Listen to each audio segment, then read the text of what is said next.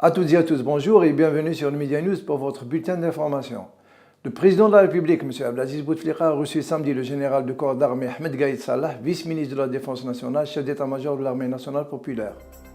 Lors de cette audience, le général de corps d'armée Ahmed Gaïd Salah a présenté au président de la République un exposé sur ses activités à la tête d'une délégation militaire aux Émirats arabes unis et au Qatar, où il a eu une série de rencontres dans le cadre de la coopération militaire. Le général de corps d'armée Ahmed Gaïd Salah a assisté à la 13e édition de la Foire internationale de l'aviation tenue du 17 au 21 novembre à Dubaï, rapporte APS, reprise par le quotidien Deccan News.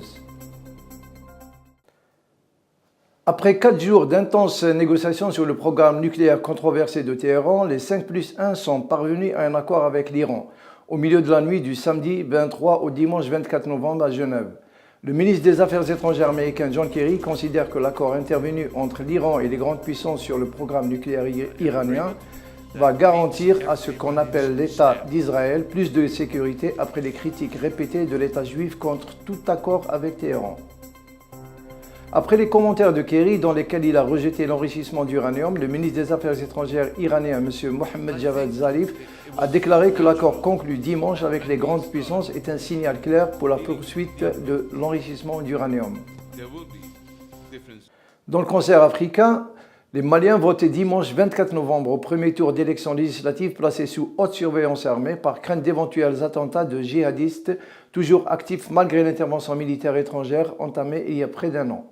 Quelques 6,5 millions d'électeurs sont appelés à voter pour ces législatives censées parachever le retour à l'ordre constitutionnel interrompu par le coup d'État du 22 mars 2012 qui avait précipité la chute du nord du Mali aux mains de groupes islamistes armés.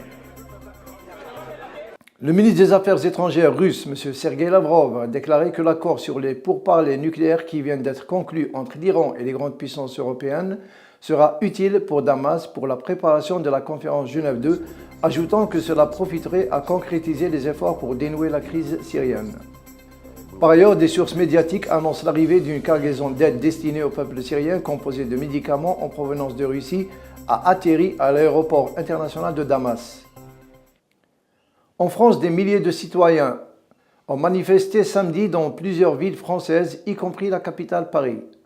Une manifestation qui a démarré de Montparnasse pour se diriger vers le Parlement de l'Assemblée nationale afin de dénoncer la violence contre les femmes et proposer de punir l'achat d'actes sexuels d'une amende, avant que le projet de loi ne soit débattu par le Parlement.